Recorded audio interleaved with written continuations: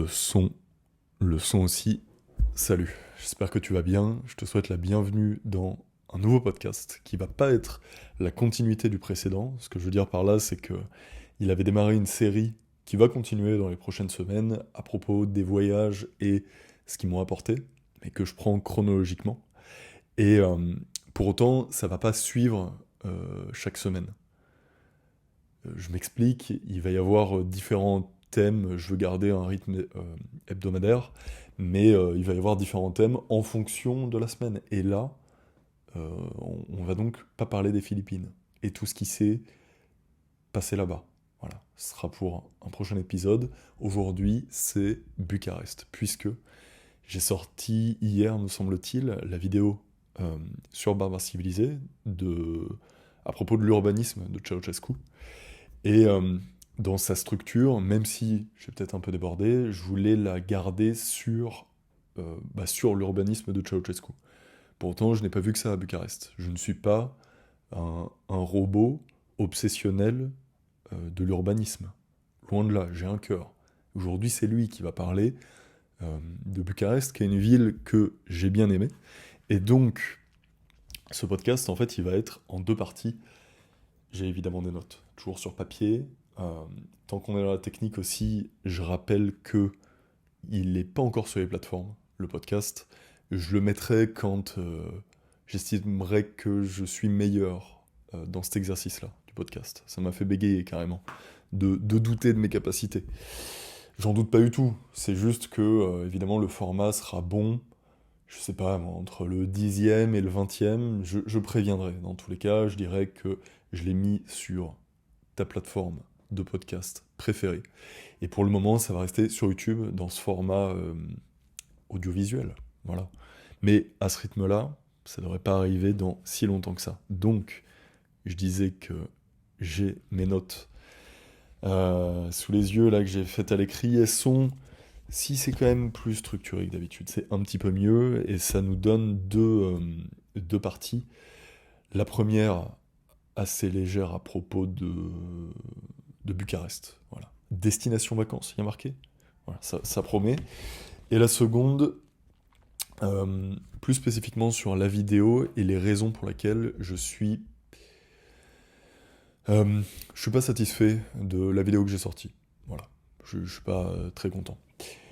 Mais on va commencer par la légèreté, les vacances. Tu cherches ta prochaine destination, tu cherches un petit peu dans le sud de l'Europe comme tout le monde, comme tous les Français qui manquent parfois euh, de créativité. Pour les vacances, ils sont là, bon, la Croatie, l'Italie, la Grèce, toujours les mêmes destinations. Parce que je dis la Croatie, non, c'est Split, il y a des villes précises. Santorini, Milan. Quelle idée d'aller à Milan, sérieusement. C'est pas pour descendre Milan, l'Italie c'est super, mais il y a des endroits moins surcotés, on va dire. En tout cas, je suis là pour te le suggérer, Bucarest. Pourquoi pas Bucarest Ou pourquoi Bucarest? C'est peut-être plus la question qu'on se pose. Bon, je garde quand même la sale habitude de me mettre un peu dans la merde avec ces notes-là. Mais de toute façon, j'ai ça à peu près en tête. Non, parce que je lisais UE, plus économique, moins démocratique. Oui. Parce que ils se sont fait voler des élections il n'y a pas longtemps en Roumanie. C'est pas forcément ce qui t'intéresse le plus si tu veux y passer juste quelques jours. En tout cas, c'est pas tant un problème sur le court terme. Sur le long, on verra. Et par contre, le plus économique, comme pas mal de pays des Balkans qui ont rejoint l'Union européenne ou même d'Europe de l'Est, c'est que euh, l'Europe a quand même pas mal reconstruit de choses. J'imagine qu'ils sont pas les seuls, hein, qu'il y a des mécènes et ce genre d'oligarques de ces pays-là qui reconstruisent. Mais tout ça en fait, bloque la première objection qui est euh, que c'est trop vétuste. On n'a pas forcément envie d'aller dans un endroit qu'on imagine en guerre. Alors pour ce qui est de la Roumanie, c'est pas forcément la guerre à laquelle on pense en premier, comme d'autres, mais on a de tristes images. Peut-être de moins en moins d'ailleurs. Et j'imagine que c'est en train de passer, mais quand je vais parler des Balkans, de ce genre de pays, On peut en avoir encore de mauvaises images, ça disparaît de plus en plus. Et pour le reste, c'est presque du folklore. Enfin, je veux dire, il y a de la difficulté quand même, et ça va plus concerner les Roumains, difficultés économiques. Mais c'est pas... En termes de sécurité, ce qui intéresse quelqu'un qui va y passer quelques jours, c'est incomparable avec la France. Vraiment, c'est incomparable. Et on peut même se poser la question, quand on fait l'aller-retour, de quel côté est le tiers-monde. Là, moi, j'étais dans un voyage où je venais de Hongrie, de Budapest. Donc, c'est sensiblement... Enfin, il n'y a pas de grosse différence d'ambiance, mais c'est le genre de voyage dont on revient et on se dit, bon, peut-être que je bouffe mieux en France. C'est vrai, parce que les roulés saucisses avec du ketchup et du fromage, on n'a pas forcément 8 ans, donc ça va aller, merci. Euh, Il y a un point qu'il faut que je donne, quand même, parce que je viens de les attaquer sur les roulés saucisses, il y a sans doute des spécialités culinaires qui sont pas mal du tout en Roumanie. Je les ai pas essayées, je suis pas resté longtemps d'une part, et de deux, ce que je vais te donner là, dans ma découverte de la Roumanie, c'est le prisme d'un pauvre. Notamment à ce moment-là. J'avais particulièrement peu de ressources. Donc, ce que j'envisageais de manger, là où j'envisageais de dormir, c'était pas le grand luxe. Ce n'est pas la Roumanie du grand luxe que je viens de proposer. Après, tu peux complètement la trouver, et je pense même qu'ils ont un niveau de service qui doit être à la hauteur. Mais là, c'est plus marrant qu'autre chose, hein. Je veux dire, je suis pas là pour faire pleurer. J'y ai été, j'étais en voyage, c'était très cool. J'ai rencontré des personnes, je faisais du sport dehors, c'était hyper sympa. Mais je vais pas te recommander des restaurants 5 étoiles. Donc peut-être qu'on mange bien, c'est pas ce qui m'a semblé. Voilà. Après, après c'est cohérent avec la région. J'ai parlé de culture latine parce que en effet, il y a là-bas une culture latine. On va pas retrouver pas la cuisine méditerranéenne non plus, quoi. Euh, c'est pas exactement les points que je voulais aborder. Oui, si, dans les avantages, il y a réellement la sécurité. Et je sais que je parle à des Français, et c'est important de le rappeler à chaque fois, parce que c'est sans doute un des points les plus choquants euh, qui différencie la France de la plupart des pays que j'ai fait, mais notamment celui-ci. Et ça peut être agréable pour un séjour aussi, notamment en couple. La vie en couple n'est pas du tout la même. euh, on s'en rend pas forcément compte, hein, mais dans une grande ville française, euh, et dans, par exemple, Bucarest. Voilà. Parce que c'est vrai que je fais souvent les capitales. Euh, Là, les retours que je te fais, c'est souvent les capitales, et il y a une raison à ça, c'est que, comment dire, je connais pas encore ces pays. Ce que je veux dire par là, c'est que la capitale est quand même une bonne entrée pour un étranger quand on ne connaît pas un pays. En France, on va souvent différencier, dire oui, mais Paris, c'est pas la France. Si, bon, déjà c'est la capitale française, donc c'est la France, mais je vois la distinction qu'on fait entre Paris, euh, les grandes villes françaises lui ressemblent de plus en plus, mais Paris et la ruralité, on va dire. Évidemment, parce que le monde urbain et rural sont des mondes qui sont très différents. Pour autant, un étranger qui arrive en France, je pense que Paris ou une grande ville française est une bonne porte d'entrée. Voilà.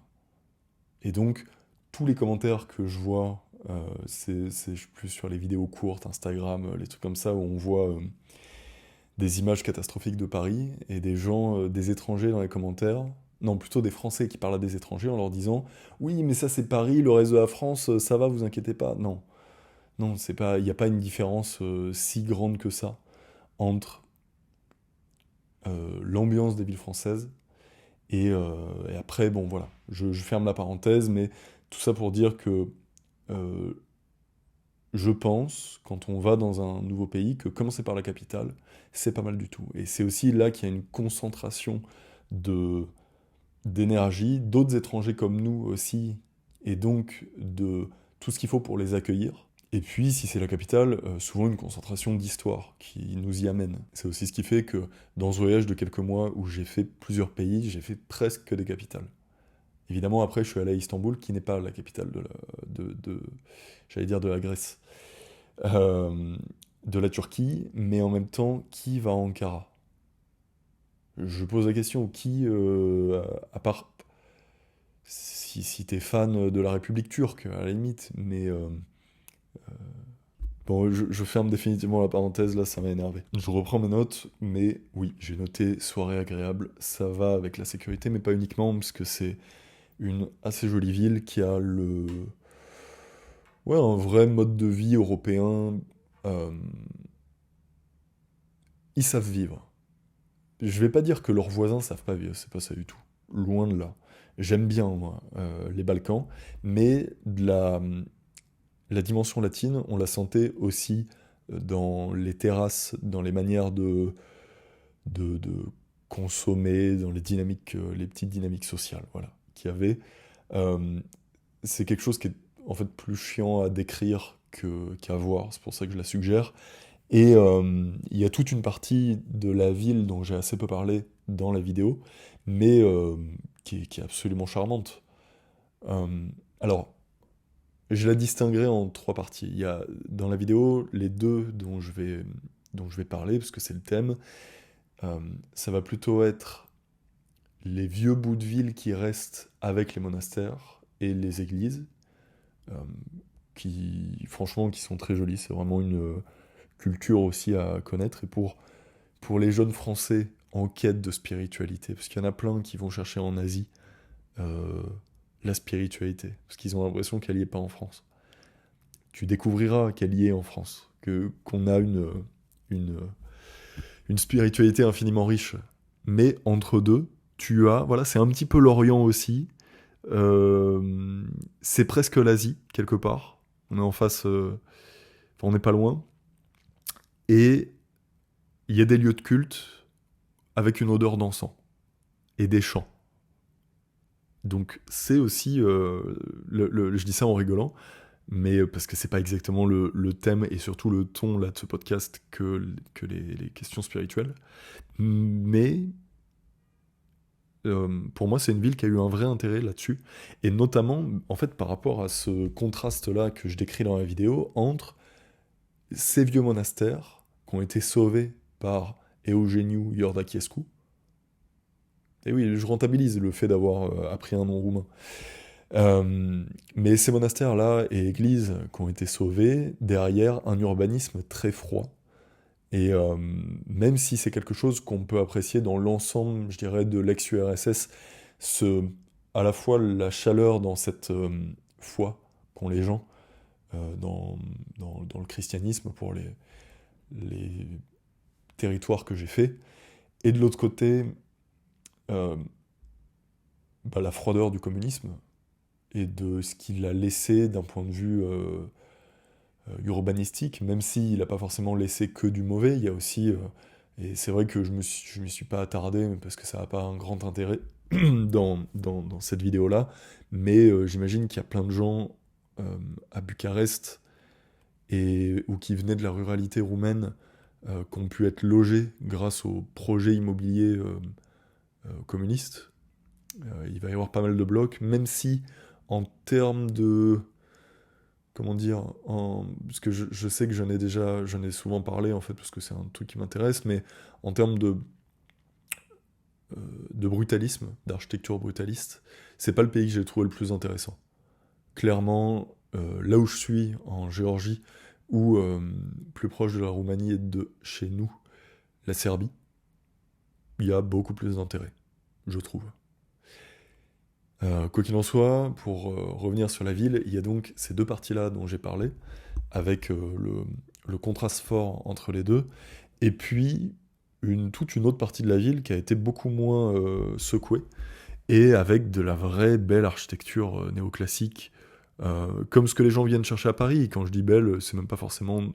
Si, c'est de mon point de vue, évidemment que c'est de mon point de vue, mais c'est d'un point de vue qui est très partagé euh, par, environ l'ensemble du monde qui la reconnaît, qui vient la chercher à Paris, une partie qui vient de les rechercher là, à, à Bucarest. Ce que je veux dire, c'est que je crois qu'il y avait des touristes asiatiques Je dis ça, c'est assez spécifique, mais parce que je les vois de plus en plus. Là, par exemple, en Géorgie, il y en a pas mal.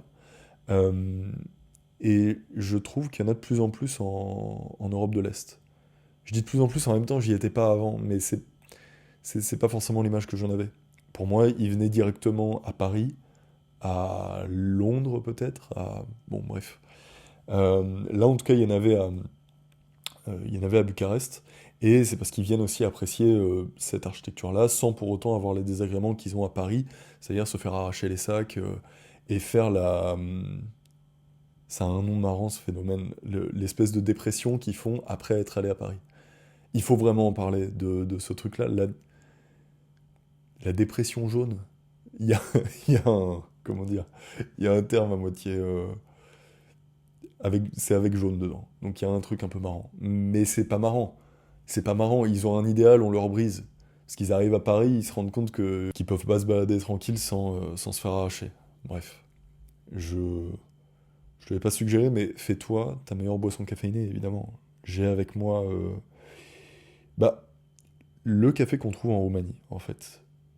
C'est un peu l'excuse que j'ai à chaque fois. Je crois que je l'ai fait pour le dernier aussi, le dernier podcast, où je m'étais fait un café à la syrienne, comme je l'avais dit, pour, euh, pour la Nouvelle-Suède. Et ben là, pour une raison différente, en fait, je trouve toujours une raison de me faire un café comme on les trouve ici, mais d'une marque qui est très répandue là-bas, qui est Jacobs, qui est pas mauvaise du tout d'ailleurs. Mm. Et évidemment, ça vient de l'héritage ottoman. Ces pays, de toute façon, ont gardé à peu près que le bon côté de l'héritage ottoman, c'est-à-dire le café comme ça, les baklavas, les douchettes aux toilettes pour des questions d'hygiène. On va revenir à quelque chose de plus structuré et au point. Mais le podcast est aussi fait pour ça. Il est fait pour du freestyle, c'est juste que là, je le maîtrise pas complètement. Euh, J'avais noté rapport au communisme. C'est pas non plus quelque chose qui va être très intéressant sur le très court terme, là-bas. Mais c'est vrai que si vous parlez aux Roumains, et on peut parler aux Roumains, ce qui n'est pas le cas dans tous les pays des Balkans, les gens, je dirais, ont bon cœur, mais sont pas les plus ouverts. Et ben, les Roumains, un peu plus que les autres. C'est l'impression que ça m'a donné. Quoi qu'il en soit, en parlant avec eux, tu vas pouvoir te rendre compte de leur rapport au communisme, qui est... Alors tu peux tomber sur un vieux. Ça, j'ai toujours pas la réponse, mais ma théorie, c'est que les vieux, que ce soit en fait des zones d'ex-URSS, ont une nostalgie de l'URSS euh, par rapport à l'âge qu'ils avaient à ce moment-là. Parce qu'ils étaient au pic de leur vie entre 20 et 30 ans, et que la vie, elle est plutôt cool à ce moment-là.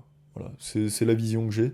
Et donc, aujourd'hui, ils ont mal, et puis ils ont un système de santé qui est pas forcément très efficace. Enfin bon, c'est des pays qui ont mis du temps à se relever, et puis ils ont creusé de la... pas de la dette, mais ils ont... comment dire? Le communisme a peut-être distribué de l'argent, des denrées, de manière à le regretter, voilà. Je vais pas épiloguer là-dessus, j'ai pas la réponse exacte, et c'est sans doute le pire exposé du problème que j'ai pu faire, mais c'est parce que j'aurais pas dû aborder ce sujet-là. Quoi qu'il en soit, tu peux évidemment tomber sur des nostalgiques. Plus en Serbie d'ailleurs. C'est pas pour continuer ce parallèle, mais parce que j'y étais avant et que euh, ils ont un peu plus de raisons de l'être en Serbie que là. Aussi pour des raisons que j'ai expliquées dans la vidéo à propos des tournants compris Ceausescu et Tito. Là où Tito est resté flex et, euh, et s'est plus libéralisé, et puis a pas rompu le dialogue avec l'Ouest. Ceausescu, c'est même pas qu'il a rompu le dialogue avec l'Ouest, parce qu'il était bien vu. Étant dissident de Moscou un petit peu, il était plutôt bien vu à l'Ouest. Mais il a fait que des trucs de vicieux et d'attardés. C'est infernal, vraiment le. J'ai même pas envie de parler de Ceausescu là-dessus, parce qu'il y a. C'est assez minable en fait. Puis j'en ai déjà parlé dans le doc, je m'en mêle parce que je suis là, dans la documentation de cette semaine. Parce que pour préparer l'épisode, j'ai écouté des podcasts qui m'ont pas servi. pour faire l'épisode finalement. Mais j'ai écouté le podcast sur le règne de Ceausescu avec sa femme, la folle, et lui, le fou. Ou pour dire, parce qu'on va parler de folie après, donc je vais être précis dans les termes, c'est de la paranoïa. Voilà. C'est de la paranoïa. Il avait une base où ça avait pas l'air d'être quelqu'un de très... Il n'avait pas une base extraordinaire. Voilà. Meilleure analyse de Ceausescu que tu as pu entendre jusqu'à maintenant. Et pourquoi je voulais parler de Ceausescu? Parce que, oui, ils en ont quand même un moins bon souvenir, même si on doit pouvoir trouver des nostalgiques du communisme chez les vieux. Et par contre, chez les jeunes, ouah, ça prend pas. Hein. Ça ne prend pas, ils sont bien contents d'en être sortis. Euh, c'est quelques discussions qui m'en ont donné l'impression, et surtout une en particulier avec euh, un type super au sport, avec qui j'avais discuté et qui était très équilibré sur la question, mais qui comprenait pas que en Occident on n'associe pas de honte avec le communisme. Ce qui s'explique historiquement, hein, je veux dire, on l'a pas subi. Donc c'est des choses, enfin c'est des crimes qui nous touchent moins. Mais il m'avait raconté un voyage en Italie où il avait passé du temps en Italie, et quoi qu'il en soit, il s'était retrouvé face à des mecs qui se disaient communistes. Et il était assez choqué de ça, il disait mais je comprends pas qu'ils aient pas honte de ça, ici tu peux pas dire ça. Et d'ailleurs, je l'ai dit rapidement, mais le Parti communiste euh, a été interdit en Roumanie. Pour autant, c'est quelque chose qui a relativisé parce que les élites sous Ceausescu ne changent pas fondamentalement après Ceausescu. On garde le même palais, pas pour les mêmes personnes non plus, je vais pas être cynique à ce point-là, surtout que c'est pas ce que je pense, mais c'est pas le pays qui a l'air d'être le mieux dirigé. Un peu comme, en fait, comme énormément de pays, hein, j'ai pas de leçon à donner de la part d'un des présidents les plus détestés par sa population. Non, pas de la part d'un des présidents, c'est pas moi le président. Non, ce que je veux dire, c'est qu'en tant que Français, j'ai un président qui a un taux d'approbation par sa population qui est très très bas par rapport au reste, donc on va pas commencer à donner des leçons aux autres. Mais il a l'air quand même d'y avoir pas mal de corruption en Roumanie. C'est ce que j'ai entendu en tout cas. Euh, et encore une fois, pour du court terme, c'est pas ce qui est le plus intéressant. J'ai mis budget, voilà, parce que comme je te l'ai dit, j'y suis allé, je vais te donner le prisme d'un mec fauché qui va là-bas. Euh, et en ça, bon déjà les vols intra-Union Européenne, ça coûte pas grand-chose. Si t'es sur les bonnes dates et les bonnes heures, ça va. Et après, une fois là-bas, pour se nourrir, franchement, c'est pas cher, c'est pas extraordinaire, mais c'est pas cher. Je me rappelle, je me, je me rappelle que en arrivant à l'aéroport, il y a le transport pour aller vers la ville, et le bus m'a coûté 50 centimes. Et c'est pas pour faire des comparaisons avec la France, parce que je sais qu'il n'y a pas les mêmes salaires là-bas, voilà, il y a une différence de niveau de vie, mais je me rappelle aussi être arrivé à Charles de Gaulle, euh, et pour revenir à Paris, d'avoir payé genre entre 10 et 20 euros, un truc comme ça, pour le RER B. Pour quel niveau comment dire, de service? Quel niveau de service j'ai pour ce prix-là? Là, j'étais dans un bus plein de Roumains qui va très vite parce qu'ils conduisent relativement vite. À ce niveau-là, ça va d'ailleurs. C'est pas du tout le pays. On est assez au nord pour qu'ils conduisent relativement correctement. C'est assez respectueux et c'est toujours bien pour baisser le stress pendant un voyage. Voilà. Mais tout ça pour dire que, ouais, globalement, et ça c'est encore un bon côté du communisme, c'est que ça a laissé des, des bons transports en commun. C'est ce qu'on peut voir dans la plupart des villes qu'on subit ces dictatures-là. Voilà, on a quand même un métro, des bus, ça fonctionne bien, des trottoirs. Bon, on les a chez nous aussi sans l'avoir subi, mais on n'est pas si loin que ça aujourd'hui de ce niveau de collectivisme. Et donc oui, voilà, pour conclure sur Bucarest, en tant que mec fauché, c'était cool. Donc avec de l'argent, c'est toujours mieux, évidemment. Mais euh, là où j'insiste sur en tant que mec fauché, c'est qu'il y a des villes, pas forcément européennes, mais il y a des villes qui ne sont faites que pour la consommation. L'Europe, souvent, c'est pas ça, mais plus ou moins. C'est-à-dire qu'il y a des villes dans lesquelles on va pas se sentir bien dans des espaces publics. Et pour avoir une bonne expérience de la ville, il faut que tu sois entre des cafés, chez toi. Enfin, en fait, c'est des villes où on passe d'une. C'est l'impression d'ailleurs que me donne Dubaï ou ce genre de ville où on passe d'un d'un hôtel ou d'une résidence dans laquelle on est à un café, à un mall, surtout toute la culture des malls. Euh, je dis pas que c'est inexistant là-bas, mais ça a tant qu'on est dans la logique budgétaire, ça a le bon côté, Bucarest, d'être une ville agréable sans dépenser, forcément. Parce que je veux dire, évidemment qu'on dépense toujours, il faut bien manger, tout ça, mais en dehors, on peut, par exemple, les parcs sont super agréables. Et il y a euh, c'est paisible, et il y a un niveau d'équipement qui est pas mal du tout. Que ce soit des installations pour se poser, lire, des installations sportives, enfin tout ça est vraiment très cool. Et même en couple, ça peut être cool aussi, parce que globalement, il y a ce niveau de- de- d'insécurité qui est très bas. Et donc, pour les femmes aussi. En tout cas, c'est l'impression que ça m'a donné. J'y étais pas. J'étais tout seul quand j'y suis allé. Mais c'est l'impression que ça m'a donné et je suis quasiment sûr de cela. Je fais une petite pause hydratation et on va continuer sur le second sujet. Ça y est, je suis bien hydraté. On peut reprendre pour la deuxième partie en fait du podcast puisque c'est un deuxième sujet. Quel est au premier que que je voudrais aborder, c'est à propos de la créativité, tout simplement parce que, je l'ai dit en introduction, je suis insatisfait de la vidéo que j'ai sortie là sur Barbares Civilisés.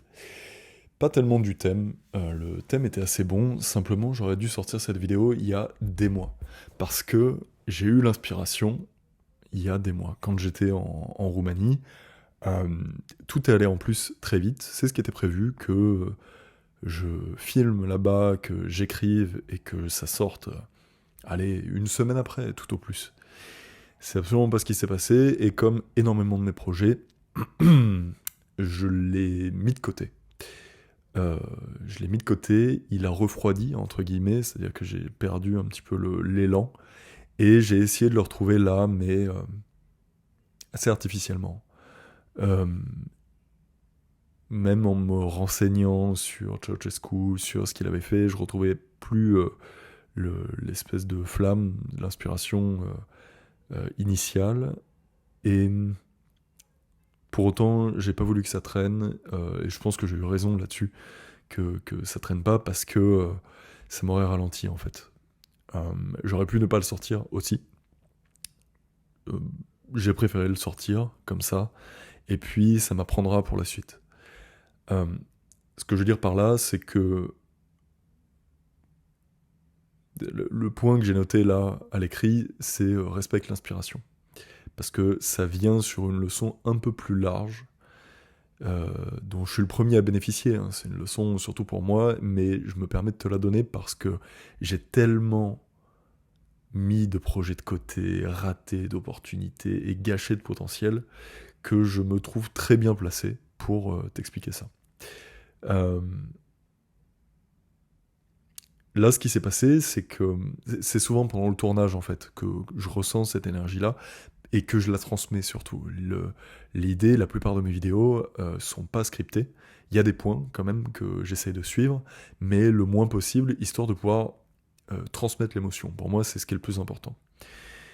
Et ce qui est assez difficile à faire en lisant un texte. Et puis, d'une manière générale, c'est pas comme ça que je perçois le travail que je veux faire.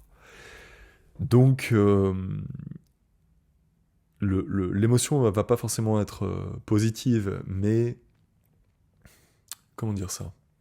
L'idéal pour pouvoir la transmettre, c'est quand même qu'elle nous brûle les doigts, la langue, et qu'on la, qu'on la transmette en fait.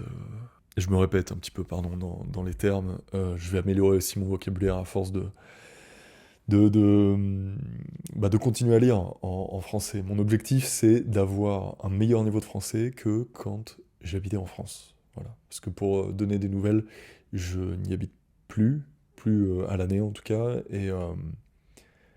et ça devrait être comme ça sur le moyen terme. Quoi qu'il en soit, ce que je voulais dire sur ce point qui m'a insatisfait, je l'ai senti pendant le tournage, surtout. Parce que j'arrivais pas à retrouver cet, cet élan et ce- ce- cette flamme que je voulais transmettre. Hum, j'ai essayé de le rattraper au montage, même pas de le rattraper, mais de le masquer à moitié avec beaucoup de montage. En plus, qui est très répétitif chez moi, et je veux que ça reste comme ça. Mais qui est un montage très minimaliste, simple, j'ai pas envie de complexité. En fait, dans le montage, réellement, soit il y a des pro-monteurs, comme pour les très gros youtubeurs, des pro-monteurs, des monteurs très bons dans ce qu'ils font et très professionnels, euh, qui font des trucs avancés, euh, soit mon montage tout simple, mais que j'aimerais même encore plus simple. Mon idéal de vidéo, ça aurait été de prendre ce sujet-là, de bien le traiter mieux que ce que j'ai fait, et après de n'avoir qu'une archive, une musique, mais juste bien calée, je sais faire ça, et j'aime faire ça en plus. J'aime faire cette partie-là du montage. Je le dis aussi parce que j'ai beaucoup de propositions de monteurs qui veulent m'aider là-dessus, et ça m'intéresse pas.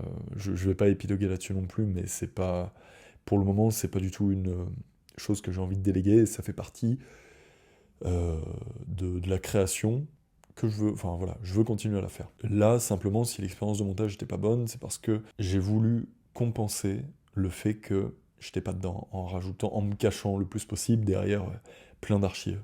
Et puis ce que j'avais filmé aussi, oui voilà, en fait mon montage idéal, voilà, ce serait une archive éventuellement, une bonne, euh, les plans que j'ai filmés, et un fond où je continue à raconter comme ça. Idéalement, un bon décor aussi, ça c'est un autre détail, mais pour le moment, je vais pas attendre d'être dans un bon décor pour reprendre les vidéos comme je l'ai fait. Mais c'est vrai que là, bon, c'est assez impersonnel. Ce qui est bien, c'est la lumière par contre. Elle est assez constante, elle est très bonne parce que c'est de la lumière naturelle. Ça, c'est une habitude qu'il va falloir que je perde aussi si je veux faire du podcast uniquement audio. Mais je sens que je m'améliore, donc j'ai pas trop de crainte là-dessus. Non, le point surtout, c'est que on rattrape pas. En fait, c'était pas rattrapable par du montage. Ce manque d'envie. Et donc, ça a un peu trop traîné en plus sur ma table de montage. Je voulais le faire en un jour à peine. Et en fait, j'avais pas envie, donc je me suis quand même forcé sur 2, 3 jours, ce qui est pas énorme, hein, heureusement. J'ai déjà gardé des projets beaucoup plus longtemps, sans pour autant que techniquement il soit plus difficile à faire que celui-ci, ou plus long. Euh, Mais voilà, ça voulait pas sortir, mais ça devait sortir. Donc c'est sorti, et avec ça, j'ai une leçon que je me permets de te transmettre là, qui est de pas laisser passer l'inspiration. Et là, je parle d'inspiration pour un projet vidéo, parce que c'est ce que je fais, mais ça peut être pour n'importe quoi, pour un truc très sérieux, pour une passion, peu importe. Ces trucs-là sont... Ces passions-là, on peut les garder pendant longtemps, mais elles peuvent aussi partir comme ça. Et là, c'est ce qui s'est passé. Et, euh, et je faisais un parallèle, en fait, avec des gens que j'ai rencontrés dans le monde du travail euh, qui disaient, ouais, j'aurais aimé faire ça, qui parlaient d'une passion. Et puis, il y a des impératifs de gagner sa vie, tout ça. Donc, et finalement, ils l'ont pas fait, mais peut-être qu'à un moment, ils auraient pu le faire. Et que là, ils ont été finalement complètement démotivés et démoralisés. Donc, ils n'ont plus l'envie. Mais l'envie, je pense, est un des facteurs les plus importants au-delà des conditions matérielles. Les conditions matérielles, évidemment, ont de l'importance moins que l'envie. Voilà, j'ai dit la même chose euh, en inverse. En tout cas, il est plus facile d'aller chercher les conditions matérielles avec de l'envie que d'aller chercher l'envie avec des conditions matérielles. Là, je suis dans de bonnes conditions matérielles pour tourner, et j'ai pas eu ce que je cherchais, cette envie-là. Alors que sur le moment, j'allais, en plus, je te le dis, j'étais dans des conditions budgétaires qui étaient pas bonnes. Donc, bon, en Roumanie, je pouvais littéralement, j'allais dire pas ne pas tourner, mais ça allait être compliqué, à part si je le faisais dehors, parce que j'étais sur un lit superposé de merde dans un... Ah, je suis dur, dans un... comment ça s'appelle? Une guest house, c'est ça le mot anglais, mais on était plein. Je payais, je crois, 13 € la nuit, donc j'avais pas de grande attente à avoir. Et j'ai quand même tourné là-bas, au téléphone. Mais j'aurais dû le faire immédiatement après, quand j'étais à Istanbul. J'étais pas dans une chambre de ouf non plus, mais, mais pas attendre les bonnes conditions matérielles, comme je les ai là. Euh, et je pense que ça vaut pour beaucoup de choses. Et moi, c'est comme ça que je l'ai pris dans ma vie, c'est comme ça que je m'en suis rendu compte. Alors pour autant, j'ai pas connu des conditions matérielles du genre vivre sous un pont, ce qui est compliqué pour réaliser ses rêves, je l'entends. Et il y a un cercle vertueux euh, dans, mais qui peut être démarré à la fois par des bonnes conditions matérielles, peut-être, je sais même pas, mais surtout par de l'envie qui donne de meilleures conditions matérielles, qui donne plus d'envie, qui donne de meilleures conditions matérielles. Et en gros, parce que tout ça partait d'une œuvre à laquelle je viens, mais ce...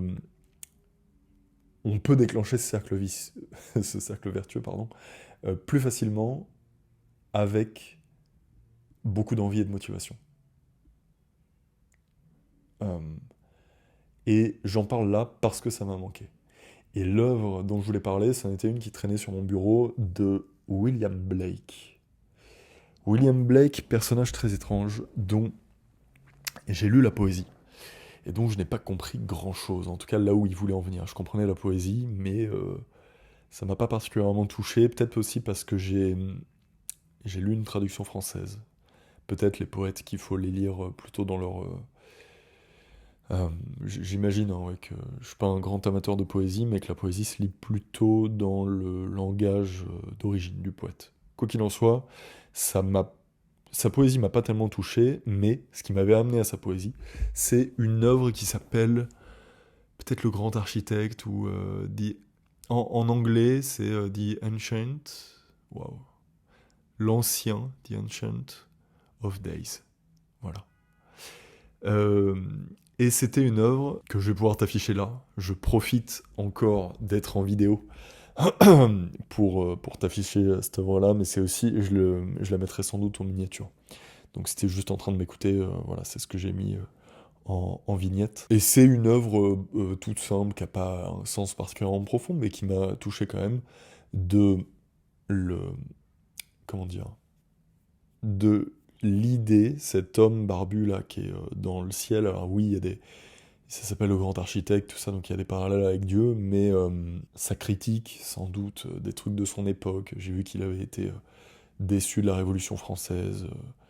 J'ai pas fait le travail de le situer, vraiment, parce que c'est pas ça qui est intéressant. Ce qui est intéressant, c'est ce que représente cette œuvre. Et parfois, c'est bien d'avoir une image comme ça pour, en fait, pour rendre un petit peu plus concret ce que j'étais en train de raconter là. Surtout quand on parle d'inspiration et de choses comme ça, c'est pas, ouais, c'est pas forcément ce qu'on peut imaginer le plus facilement si on l'a pas. Et donc ce que représente cette œuvre-là, c'est ce monsieur qui est dans le... la pire description, mais qui est dans le ciel, donc métaphoriquement dans le monde des idées, de l'immatériel, et qui vient très concrètement donner une forme au monde matériel, avec notamment son pouce opposable, chose très importante chez les hommes. On a un pouce opposable, on peut faire plein de trucs. Je peux me saisir de cette bouteille, ce qui me permet de m'hydrater, mais je peux plier la matière. Et aujourd'hui, il y a plein de manières de plier la matière qui ne sont plus simplement de la plier physiquement, mais qui peuvent avoir des impacts dans le monde matériel. Et je la trouve très optimiste, cette œuvre, elle m'anime. Elle m'anime, et je voulais transmettre un petit peu cette animation-là, et la transmettre dans le contexte de cette défaite, qui est la vidéo, la vidéo sur Barbare Civilisée, qui me satisfait pas tellement, parce que j'ai pas respecté l'inspiration. Le, le ciel dans lequel est ce monsieur, euh, qui lui donne cette inspiration-là, l'inspiration est comme un don, et on se doit, nous, de la concrétiser. Pas toutes, évidemment, on va avoir plein d'inspirations. Euh, mais on doit juger laquelle est la meilleure et la concrétiser. Je pense qu'en tant qu'homme, ça fait partie de nos devoirs fondamentaux. Et, euh, et après, quand je dis pas toutes, on est évidemment plus ou moins inspiré, et il y a des manières d'avoir plus ou moins d'inspiration. Et il y a des hormones, hein, c'est tout con, mais il y a des hormones qui nous inspirent plus ou moins.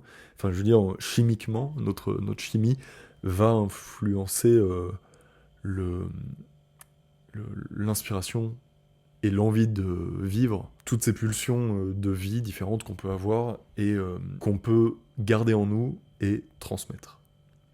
C'est-à-dire faire fructifier en nous, lui donner une forme particulière, c'est ce que j'ai quand même fait avec cette vidéo, et transmettre. Simplement, l'inspiration qui me restait était trop faible au moment où j'ai fait cette vidéo. Et, euh, et quand le feu, cette flamme-là nous brûle, c'est le moment, je pense, euh, où il faut façonner la réalité et lui donner la plus belle forme possible pour le transmettre. J'ai un peu échoué à ça. Après, je suis pas complètement insatisfait de la vidéo, hein. Si je l'ai postée, c'est que ça va. Il y a des points sur lesquels je suis relativement content de la vidéo. Mais ouais, je voulais surtout en profiter, profiter du podcast à propos de cette vidéo pour parler de ce point-là. Parce que ça peut nous toucher de plein de manières différentes. Euh, quand je te donne ce message-là, sans doute que tu le vois dans ta vie pour des trucs tout cons ou des trucs, des domaines plus importants.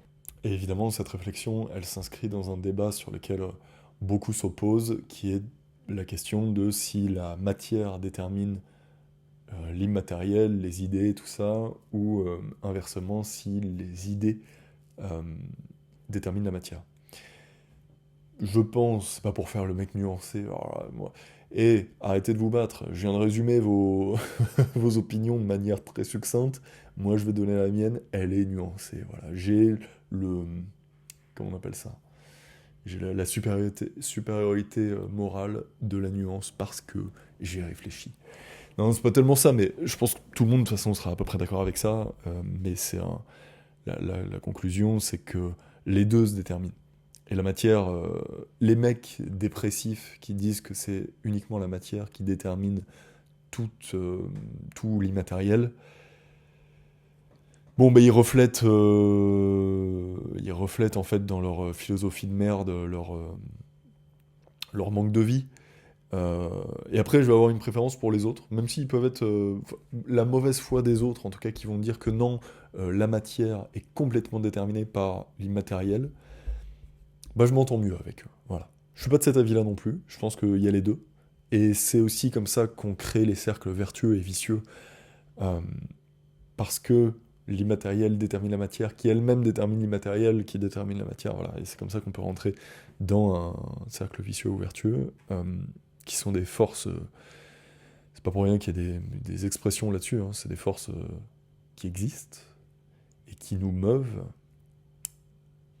Et oui, oui, voilà, évidemment que ça s'inscrit là-dedans. Et évidemment que je suis en train de parler de l'immatériel qui détermine le matériel. Et même si c'est minoritaire, je m'en fous. Je suis un optimiste. Je pense quand même que on peut se raccrocher à ça. Euh, Même si, encore une fois, ça s'optimise. Et ça, on en parlera sans doute sur la chaîne Simon Bavastro. D'ici très peu. Oui, une autre chaîne, encore. Enfin, encore, c'est pas une nouvelle, hein, mais c'est. Je veux lancer un format là-dessus qui sera plus adapté que sous format podcast, a priori. Et donc, dans ce débat-là de qu'est-ce qui est le plus déterminant entre la matière et les matériels, et bah, sur cette question précise des projets créatifs, ce genre de choses, on va avoir beaucoup moins de mal à, à percevoir les freins, pardon, les freins matériels, et en se disant non, mais il faut que le matériel, peu importe sous quelle forme, me donne la possibilité de faire ceci ou cela. Euh, Alors que très souvent, c'est soit un manque de flamme, dont je parlais tout à l'heure, là je résume, hein, parce que là il est temps de conclure ce podcast, soit un manque d'envie, d'inspiration, soit le pire ennemi de l'envie et de l'inspiration qui n'est pas le manque de matériel. Voilà. À part si tu vis dans le tiers-monde, dans des conditions vraiment difficiles, je m'adresse a priori pas à toi, on parle français. Il y a un tiers-monde français.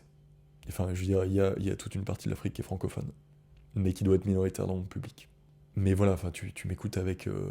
tu m'écoutes là sur la plateforme YouTube, sans doute avec des conditions matérielles suffisantes pour, pour réaliser ce que tu veux, même avec difficulté, hein. Je dis pas qu'on n'est pas aidé euh, matériellement, qu'on peut être dans de meilleures conditions. Oui, je voulais parler du vrai ennemi de l'inspiration, qui n'est pas donc le manque de matériel, mais la peur. Et je sais qu'il y a eu de ça aussi dans ce qui m'a bloqué, parce que je l'avais l'inspiration. Je l'avais, j'ai commencé à écrire, j'ai commencé à me renseigner, même quand je filmais, et je l'avais vraiment en tête. Qu'est-ce qui a fait que c'est pas sorti? Quelque part, c'est de la peur. Et ce sera le sujet, parce que c'est une source. Comment dire, c'est un super sujet que la peur, mais il est un peu trop tard dans le podcast pour l'aborder maintenant. Donc, je te dis à la semaine prochaine. Il ne me reste plus qu'à te souhaiter une bonne journée, une bonne soirée. Te dire à la semaine prochaine. Et d'ici là, porte-toi bien.